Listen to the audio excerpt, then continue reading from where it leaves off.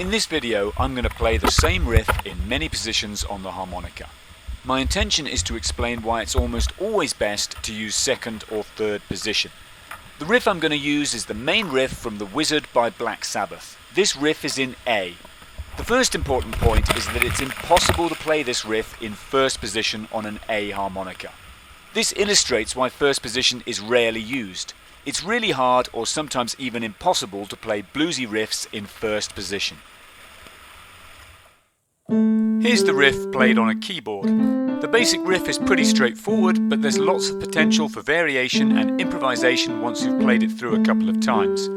It's important to put emphasis on the root note A and also the bluesy notes, which are C and E in this case.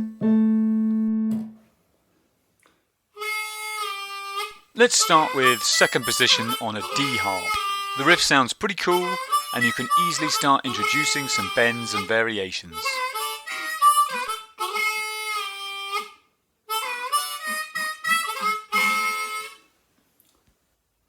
Now for third position on a G. I think this is how Ozzy played it. Again, it sounds good, and it's simple to improvise and play bent notes.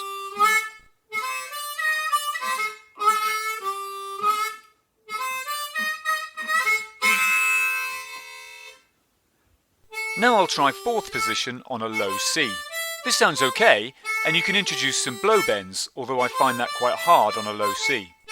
The main problem is that you're almost forced to use the upper half of the harp because the lowest unbent root note is 6th draw.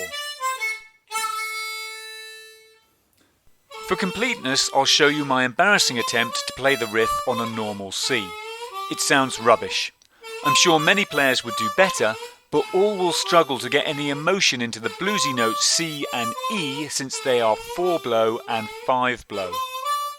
Next up is fifth position on my low F. I can play all the notes in the riff, but it sounds completely lifeless and boring. That's because it's very hard to put any feeling into the crucial notes. For example, the A is 5-blow, the C is 6-blow, and the E is 7-draw. Now, you do have the option of dropping an octave.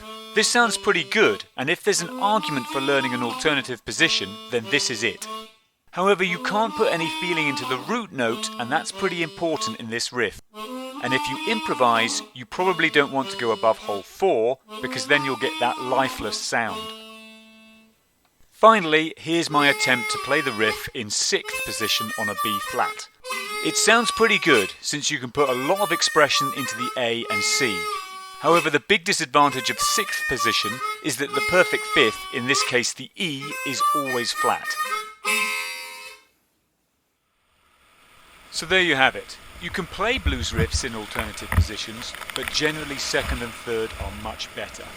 It's not that the notes aren't there, it's more that it's hard to get any feeling into them. You may occasionally find uses for these alternative positions, for example if the music suddenly changes key, but these cases will be the exception rather than the rule.